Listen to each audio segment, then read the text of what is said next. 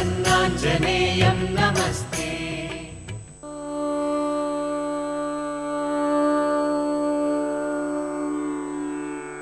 उत्तिष्ठोत्तिष्ठ सामीरि पूर्वा सन्ध्या प्रवर्तते।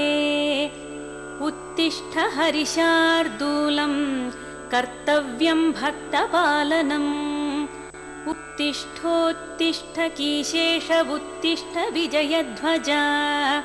उत्तिष्ठ हनुमान् वीर त्रैलोक्यं मङ्गलं कुरु। श्रीराम नाम जपसीधुरसप्रमोद। सीता मनोहर पदाम्बुज भक्तियुक्ता। श्रीराम कार्य सफलीकृत कीर्ति सान्द्रा। श्रीरामदूत हनुमान् तव सुप्रभातम्। उत्तिष्ठ कीशपति रुग्म रुचि प्रदीप्ता। उत्तिष्ठ केसरि तनूज महोरुतेज। उत्तिष्ठ भक्त जनपालन काङ्क्षितात्मन्। श्रीरामदूत हनुमान् तव सुप्रभातम्। श्रीकण्ठवीर्य जनिताद्भुत देवमौळे। ओङ्काररूप महितोन्नत रूपशीला। षड्वीजवर्ण ललितामल दिव्यकीर्ते। श्रीरामदूत हनुमान् तव सुप्रभातम्। क्रोडाश्ववानर मृगेन्द्र खगेन्द्र कण्ठा। पञ्चाश्वभास घन शाश्वत देवदेव। पिङ्गाक्ष वीण कृपामृतवारिराशे। श्रीरामदूत हनुमान् तव सुप्रभातम्। रक्तपिशाच भयभूत महार्तिनाशा। विद्यायुरैश्वर्य बलारिशय प्रदाता। प्रत्यक्ष देव नरकामित पारिजाता। श्रीरामदूत हनुमान् तव सुप्रभातम्। श्रीललिताञ्जलि समुद्भव रत्नदीपा। कीशेष केसरि महोदय पुत्र रत्ना। वायुर्वरात्मज महर्षि सुरासि सेव्या। श्रीरामदूत हनुमान् तव सुप्रभातम्। सपाश्वशिष्य सकलान्तर वेद वेद्या। सुग्रीवमित्र दशकण्ठ मदावहर्ता। सौमित्र जीवित सिताम्बुज पूर्ण सोमा। श्रीरामदूत हनुमान् तव सुप्रभातम्। उल्लङ्घ्य सिन्धु सिलिम्प ममानतुल्यम्। सीतापति विपुल शोक निवारणाद्यम्।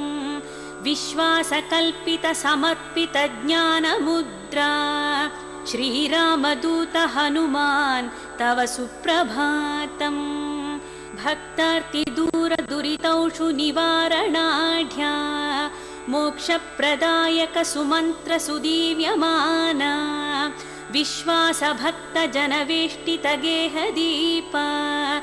श्रीरामदूत हनुमान् तव सुप्रभातम्। मौलीन्द्र दिव्य गणवेष्टित सन्निधाना। बिल्व प्रसून समलङ्कित पादयुग्मा। अस्रिक् प्रणाम सुमहसि स्वीकुरुष्व। श्रीरामदूत हनुमान् तव सुप्रभातम्। नित्यं स्मरामि कपिनायकमार्तिदूरम्। नित्यं स्मरामि रघुनाथ पदारविन्दम्। नित्यं स्मरामि भवदीय मनोज्ञकीर्तिम्।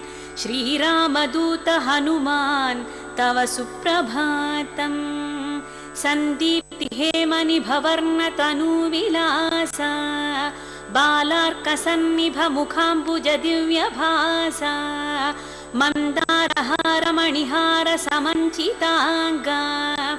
श्रीरामदूत हनुमान् तव सुप्रभातम्।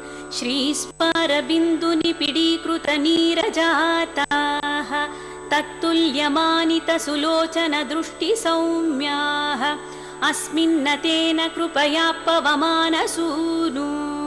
श्रीरामदूत हनुमान् तव सुप्रभातम् अस्मत्कुटुम्बपरिपालनकाङ्क्षितात्मन् मां पाहि पाहि निरतं निजभक्तपोष स्वीकार मां सदुपचार सुपूजनैश्च श्रीरामदूत हनुमान् तव सुप्रभातम् उन्मील्य नेत्रयुगलं निजदासपोषं निर्मूल्य भक्तजनदैन्यमयूखपालिं सम्भाव्य मामकविचारविदूरकार्यं श्रीरामदूत हनुमान् तव सुप्रभातम् प्रातर्नमामि शरणागतरक्षणाङ्कं दुर्वारशत्रुजनभीकरमूर्तिमन्तम् अस्मन्मनोकुमुदपूर्णशशाङ्करूपं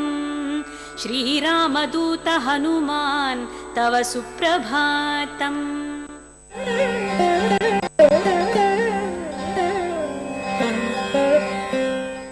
गं गं गणपति विनायक गं गं गणपति विनायक गं गं गणपति विनायक गं गं गणपति विनायक क्षिप्र गणपति विनायक क्षिप्र गणपति विनायक विभ्रमदूरा विनायक विभ्रमदूरा विनायक गं गं गणपति विनायक गं गं गणपति विनायक लंबोदर हे विनायक लंबोदर हे विनायक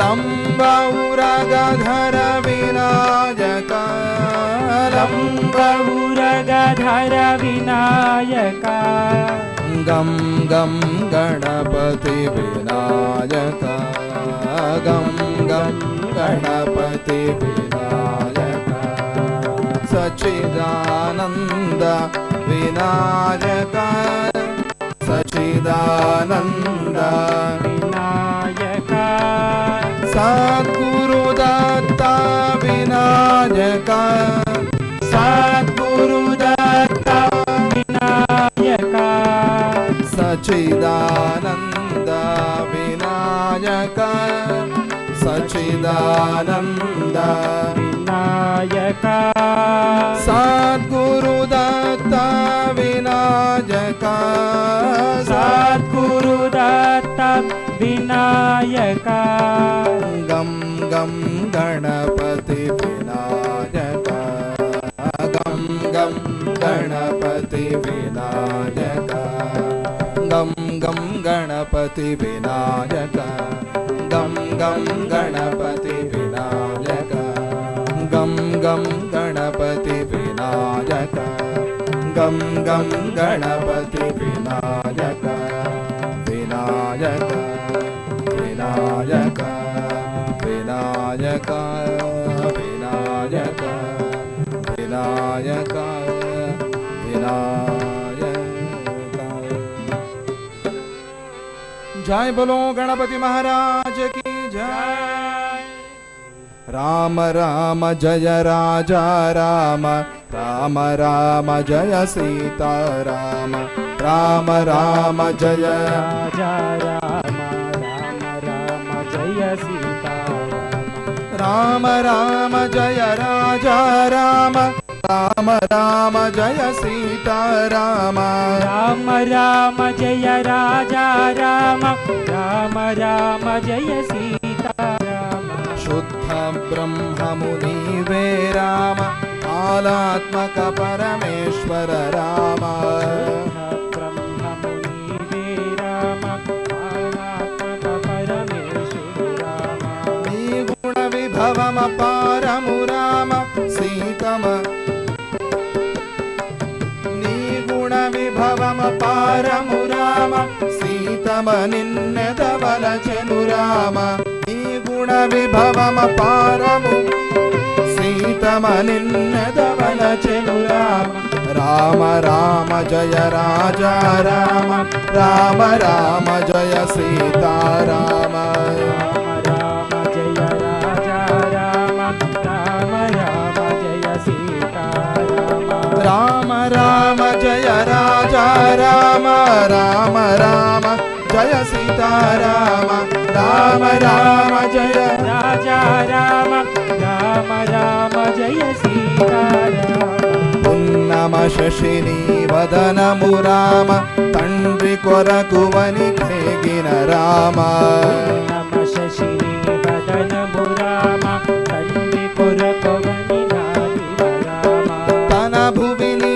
కిడెగూడో రామ అతడు కడిగని పాదము రామ తన భువిని కెడెగుహుడో రామ అతడు కడిగని పాదము రామ రామ రామ జయ రాజా రామ రామ రామ జయ సీతారామ రామ రామ జయ రాజా రామ రామ రామ జయ సీతారామ రామ రామ జయ రాజా రామ రామ రామ జయ సీతారామ రామ రామ జయ రాజా రామ రామ రామ జయ సీతారామ ముని భరద్వాజుని మెచ్చిన రామ చిత్రకూటమున నిల్చిన రామ భరద్వాజుని మెచ్చిన రామ చిత్రకూటమున నిలిచిన రామ నీకై దశరథుడేడ్చను రామ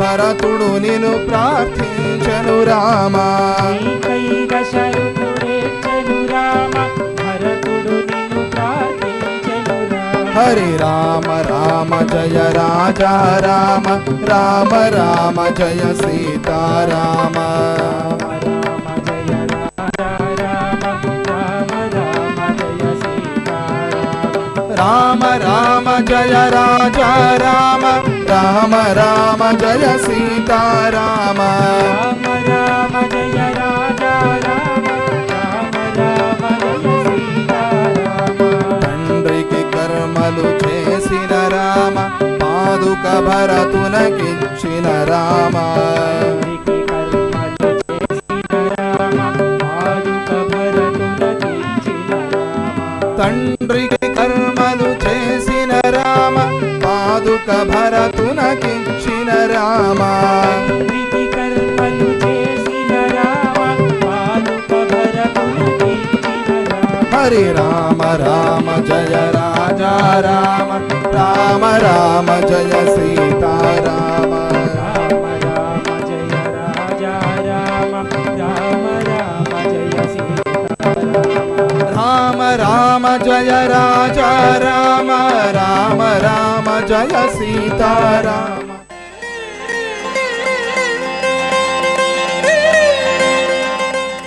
అస్మద్గురుభ్యో నమః. భగవద్బంధులారా, ఇవాల్టి అమ్మాయికి మరొక కొన్ని గుర్తులు చెప్తున్నారు. అమ్మా, తెల్లగా తెల్లవారింది, ఇంకా మెళకువ రావటం లేదేమిటి? బృహస్పతి అస్తమించాడు, వేగుచుక్క పొడిచింది, శుక్రాచార్యుల వారు ఉదయించారు. అయితే మన వాళ్ళందరూ కూడా కళంపుక్కార్, వాళ్ళందరూ కూడా వ్రతానుష్ఠానం కోసం వెళ్ళడమే ప్రయోజనంగా కలిగి అక్కడికి చేరుకున్నారు. నీవింకా నిద్రపోతున్నావా? కుళ్ళకుళ్ళిలక్కుడైందు నీరాడాదే పళ్ళిక్కిడత్తియో పావాయ్ నీనన్నాళాల్ కళ్ళంత వినందు కలందు. నీ మనస్సులో ఉన్న కపటాన్ని వదిలిపెట్టి మా అందరితోటి కలిసి రావాలి. మన పిల్లలందరూ కూడా అక్కడ వ్రతానుష్ఠాన ప్రదేశానికి వెళ్ళడమే ప్రయోజనంగా వెళ్ళారు, లేచి రావమ్మా అని అంటున్నారు. అంటే కళంపుక్కార్ అన్నప్పుడు ఇక్కడ కూడా తిరువెంబావైలో సరిగ్గా ఇలాంటి భావమే కనిపిస్తుంది. వీళ్ళందరూ కూడా వెళ్ళారు అనుష్ఠానం కోసము, కళంపుక్కార్ అని అంటున్నారు. అంటే సకల ప్రపంచము కూడా భగవదారాధనకి సరిపోయేలాంటి ప్రదేశమై ఉండగా ఒక ప్రదేశంలోనే భగవదారాధన ఎందుకు చెయ్యాలి? అదే వేదం చెప్తుంది. సావా ఇయగుం సర్వైవ వేదిహి ఇయతి శిక్షామి ఇతి త్వ అవమాయ యజంతే. సకల ప్రపంచము కూడా పవిత్రమైనదే, కానీ పూజ చేయడం కోసం, ఆరాధన చేయడం కోసం లేదా యజ్ఞము చేయడం కోసం కొంత భాగాన్ని కొలవాలి. ఇది అని కొలుచుకోవాలి. కొలుచుకున్న తర్వాత దాన్ని శుభ్రము చెయ్యాలి. దానిలో ఉన్న రాళ్ళు కానీ ముళ్ళు కానీ ఇవన్నీ తీసివేయాలి. పెళ్ళలు పెకలించాలి. పెళ్ళలు పెకలించేటప్పుడు నీటిని చల్లాలి. నీటిని చల్లుతూ భూమిని ప్రార్థన చేయాలి. ఓ భూదేవత, నిన్ను తవ్వుతున్నాము, క్షమించు, మా కష్టం కలిగించకు, మా యజ్ఞ ఫలితాన్ని ఇయ్యి. అలాంటి చోటకి వెళ్ళారు. కళం పుక్కార్ అంటే, కళం అంటే కళ్ళం అన్నమాట. ఇప్పటికీ కూడా ధాన్యం అంతా పేర్చి ధాన్యాన్ని అంతటిని తయారు చేసే ప్రాంతం ఉంటుంది, దాన్ని కళ్ళం అంటారు. అక్కడికి చెప్పులతో నడిచి వెళ్ళరు. అది కూడా పవిత్రమైన పూజా మందిరం లాంటిది. అలాంటి తోటకి వెళ్ళారు. శుక్రుడు దయించాడు. శుక్రుడు దయించాడు అంటే అర్థం ఏమిటి? శత్రునాశకుడు, మృత సంజీవిని ప్రవక్త అన్నమాట. యో అస్య పారే రజస శుక్రో అగ్ని రజాయత. శుక్రుడు అంటే వేదము చెప్తుంది సూర్యమండలంలో ఉండే అంతర్వర్తి పరమాత్మ. ఈ రజోగుణాన్నంతా తొలగిస్తున్నాడు, తమో గుణాన్నంతా తొలగిస్తున్నాడు.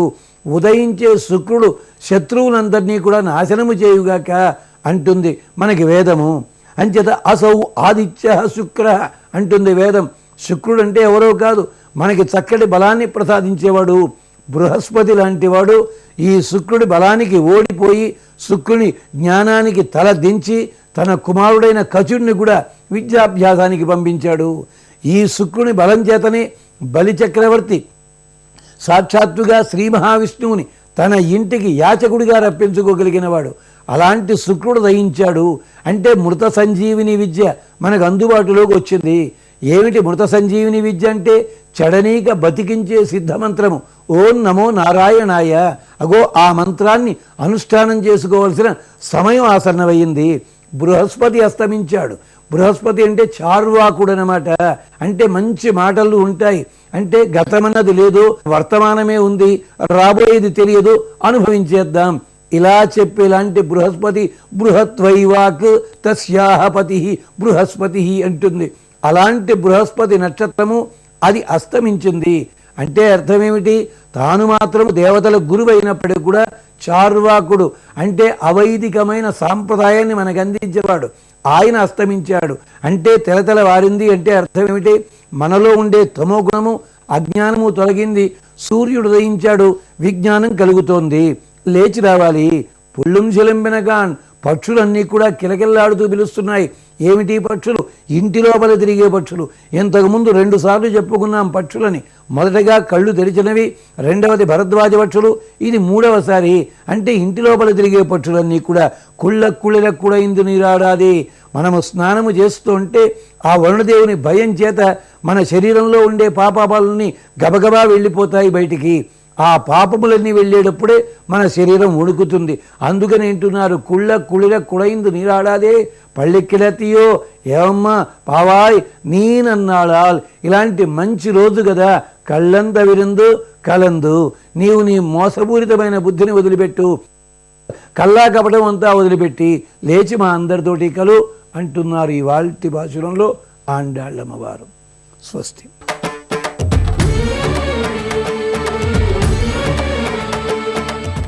పరమేశ్వరుణ్ణి అర్చించినట్లుగా నారద మహర్షిని అర్చించాడు. ఆ తర్వాత తన కుమార్తెని బుల్లి పాపను తీసుకొచ్చాడు. ఈ పాప పుట్టినప్పటి నుంచి ఎంతో ఆనందము కలుగుతున్నది, కొంచెం భయము కలుగుతున్నది. ఆనందం ఏమిటంటే ఎంత గొప్ప కుమార్తె, సౌందర్యవతి యోగిని నాకు జన్మించింది, ఇది నాకు ఆనంద కారణం. ఇంకా దుఃఖం దేనికంటావా? ఇంత గొప్ప స్త్రీకి ఎటువంటి భర్త వస్తాడో భవిష్యత్తు తెలుసుకుంటే ముందు నుంచే జాగ్రత్త పడచ్చు కనుక.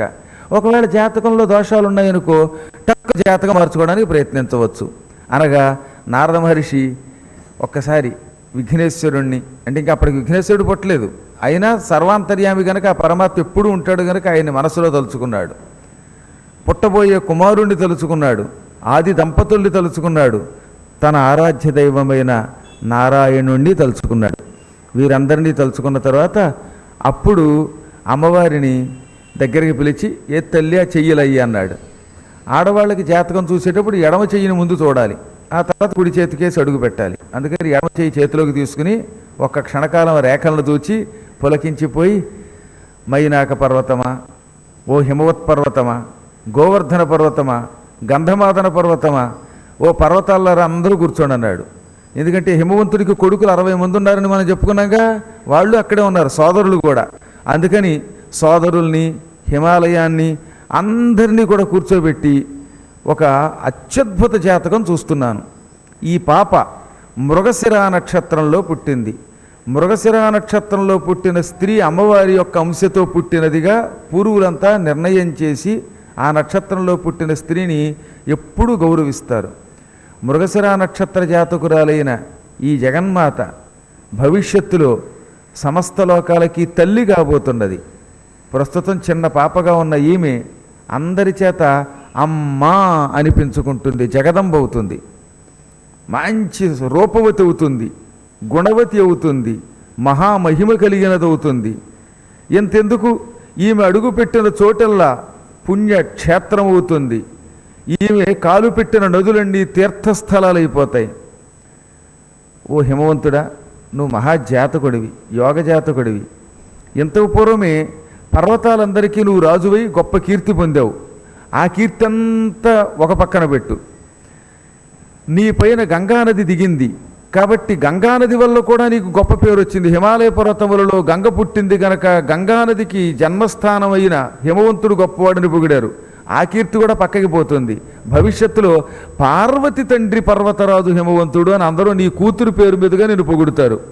ఈ విధంగా నీ కుమార్తె నీ వంశానికి చాలా పేరు తెచ్చిపెడుతుంది. అన్నీ అత్యద్భుతమైన రేఖలే. ఏమి చిత్రం, ఏమి చిత్రం, కానీ అన్నాడు. అన్ని పిచ్చవని కానీయులు యాగాణీయులను. ఒక క్షణకాలం మళ్ళీ కంగారు పడిన, అంత బాగుందంటావు, నా కూతురు వల్ల నాకు పేరు రావడం నాకు ఎప్పుడూ ఇష్టమే. ఏ తండ్రిని ఏమని కోరుకుంటాట, మా అబ్బాయి వల్ల మా అమ్మాయి వల్ల నాకు కీర్తి రావాలనుకుంటాడు తప్ప నా వల్ల నా పిల్లలు పైకి రావాలని ఎప్పుడు కోరుకోడు. పిల్లలు తనను మించిన వాళ్ళు ఎక్కడికి వెళ్ళినా ఫలానా వాడు కూతురు లేక ఫలానా వాడు కొడుకు అని చెప్పుకుంటే గర్వం తప్ప, అబ్బే ఏ తల్లి కన్నదో ఏ తండ్రి కన్నాడో ఈ దౌర్భాగ్యం ఎందుకు పనికిరాడు రా బాబు, తినడం పడుకోవడం తప్ప అని ఎవరన్నా అంటే ఆ తండ్రికి ఏమానందం. లేదా ఈ కుమార్తె భ్రష్టురాలు అని అందరూ అంటే ఆ తండ్రి పొందే బాధ అంతా ఇంత కాదు. కాబట్టి ఏ రకంగా చూసినా నీవు చెప్పిన మహాజాతకం కలిగిన నా కూతురి వల్ల నాకు ఆనందమే కలుగుతుంది. కూతురు పేరు తెచ్చిపెడితే నేను పులకిస్తాను. కానీ చివరిలో కొసమెరుపుగా ఇంత జాతకం చెప్పి ఈవిడు గొప్పదని, జగన్మాత అవుతుందని, బాగా చదువుకుంటుందని, అడుగు పెట్టిన స్థలం వల్ల తీర్థం అవుతుందని చెప్పి ఎందుకో కొంచెం సాగదీస్తున్నావు, రాగం తీస్తున్నావు కానీ అని. ఈ కానీ ఏమిటన్నాడు. ఈమెకి వివాహయోగమే విచిత్రంగా ఉందన్నాడు ఆయన. మళ్ళీ మొదలెట్టావయ్యా నారదా, నువ్వు ఏది కూడా ఏ జన్మలో పుట్టావో ఏ మహిమతో పుట్టావు కానీ ధ్వని లేకుండా మాట్లాడవు. ఉన్నది ఉన్నట్టు కొండ బద్దలు కొట్టి చెప్పు అన్నట్ట. చెప్పడానికి ఏం చెప్పాలో తెలియకే ఆగాను, అయినా చెబుతాను తప్పదనుకో. ఇక్కడ దాకా వచ్చాక అన్నీ బాగున్నాయి కానీ ఈ జాతకంలో పెళ్లి జాతకం ఒక విచిత్ర జాతకం. ఈమె చేపట్టబోయే వరుడు అనగానే పక్కన మేనాదేవి కోటీశ్వరుడైపోతాడా, మా 5-6 కోట్లు ఏం చేసుకుంటుందో తెలీదు. ఈ పిచ్చ అనేది సహజంగా అప్పుడు కూడా ఉందన్నమాట. అంటే అదే మరి చెప్పొచ్చేది పూర్తిగా మనమమ్మా, కోటీశ్వరుడు లక్షాధికారి మరి కాకపోతే రాజు అవుతాడా, ఇదిగో మేనాదేవి నువ్వు మధ్యలో కల్పించుకున్నావు, నేను జాతకం చెప్పకుండా చంకన పెట్టుకుపోతాను పంచాంగం అన్నాడు ఆయన. సరే నేను మాట్లాడినండి అంది ఆవిడ. గురువు గారిని, నీకు కూడా మంత్రోపదేశం చేశాను కదా ఒకప్పుడు, మీ ఆయనకి మంత్రోపదేశం చేశాను. గురువు గారి దగ్గర నోరెత్తకుండా కిక్కురు మనకుండా కూర్చోవాలనే జ్ఞానం లేదా నీకు? ఇక మాట్లాడకు, చెప్పేది పూర్తిగా విను. ఈ అమ్మాయికి కోటీశ్వరుడు కాదు, లక్షాధికారి కాదు, రాజుగారు కాదు, ఉత్తి భిక్షుకుడు, ఆది భిక్షుడు ఒకడు భర్త అవుతాడు. ఈవిడ పెళ్లి చేసుకోబోయే భర్త ఉన్నాడే వాడికి సొంత ఇల్లు ఉండదు, ఎప్పుడు శ్మశానంలో తిరుగుతాడు, కాష్టంలో బూడిద పూసుకుంటాడు, విషం కంఠంలో ఆహారంగా నిలుపెట్టుకుని దాంతో బతుకుతాడు. ఓ భూత ప్రేత పిశాచాధిపతి అవుతాడు. మెడ నిండా అందరూ బంగారపు గొలుసులు వేసుకుంటే ఆయన కపాలాలు అస్థికల్ని దండగా గుచ్చి మెడలో వేసుకుంటాడు. దీనికి తోడు సవతిని నెత్తిమెత్తి పెట్టుకుని గంగాధరుడు అనే పేరుతో ఉంటాడు. మాయిదారి మొగుడు సర్వాంతర్యామిగా ఉంటాడు. అందరికీ 2 కళ్ళు ఉంటే ఆయనకి వికారపు కన్ను 3 కళ్ళు ఉంటాయి. ఇంతెందుకు, ఓ విచిత్రమైన వ్యక్తిని పెళ్లి చేసుకుంటుంది. అయినా జగన్మాత అవుతుంది అనగానే హిమవంతుడు ఒక్క క్షణకాలం బుర్రగొక్కుని, నారద మహర్షి జగన్మాత అంటావు, పిచ్చి వరుడు వస్తాడంటావు, నాకు ఇదేం బోధపడలేదన్నాడు. ఇంకా నీకు అర్థం కాలేదా హిమవంతుడా? శ్మశానంలో ఉండడం అంటే ఏమిటి, చావుని జయించినవాడు, మృత్యువుని అదుపులో పెట్టేవాడు, అంటే మరణము లేనివాడు నీకు అల్లుడిగా వస్తాడు. ఈ లోకంలో మృత్యుంజయుడు ఒకడే, వాడెవడో నువ్వు అర్థం చేసుకో. అస్థికల్ని, కపాలాలని ఆభరణాలుగా ధరించే శక్తి ఎవరి దగ్గర ఉంటుంది?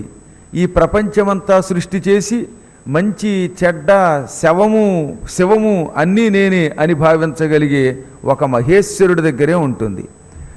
ఆయన విషాన్ని లోక రక్షణ కోసం చిన్న ముద్దగా చేసి కంఠస్థానంలో నిలబెట్టుకోగలిగే మహాత్ముడయ్యినవాడు ఆయన. ఆ మహాత్ముడు సర్వాంతర్యామి గనక ఆయనకు అమంగళం లేదు, మంగళం లేదు, ఆహారము లేదు, లేకపోవడము లేదు, సమస్తం ఒకే రకంగా భావిస్తాడు. ఈ జగత్తులన్నీ ఆయన కడుపులోనే పుట్టి పెరుగుతున్నాయి. అటువంటి వాడు గనక, వైరాగ్య సంపన్నుడు గనక, అవధూత లాంటి వాడు గనక ఈశ్వరుడు నీ కుమార్తెకి భర్త అవుతాడు. श्रीयाञ्जनेयं नमस्ते प्रसन्नाञ्जनेयं नमस्ते।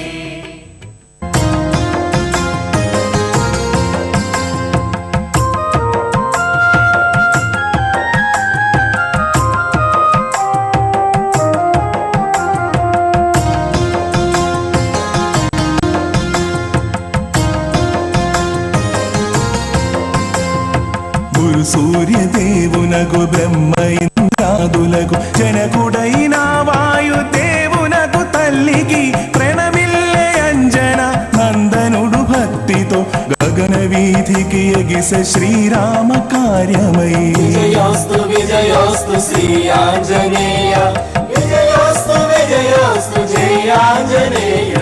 గురు సూర్యదేవునకు బ్రహ్మ ఇంద్రాదులకు జనకుడైన వాయుదేవునకు తల్లికి ప్రణమిల్లే అంజన నందనుడు భక్తితో గగన వీధికి ఎగిస శ్రీరామ కార్యమై. విజయోస్తు విజయోస్తు శ్రీ ఆంజనేయ, విజయోస్తు విజయోస్తు జయ ఆంజనేయ.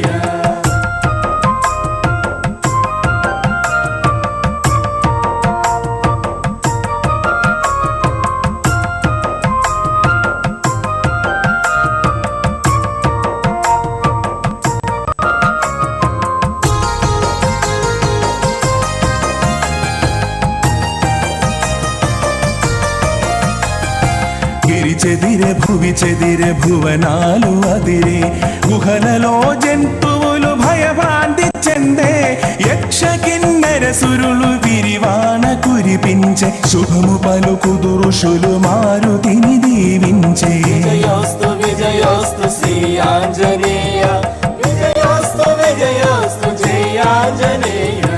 గిరి చెదిరె భువి చెదిరె భువనాలు అదిరే, గుహలలో జంతువులు భయభ్రాంతి చెందే, యక్ష కిన్నెర సురులు విరివాన కురిపించే, శుభము పలుకుదు ఋషులు మారుతిని దీవించే. విజయోస్తు విజయోస్తు శ్రీ ఆంజనేయ, విజయోస్తు విజయోస్తు జయ ఆంజనేయ.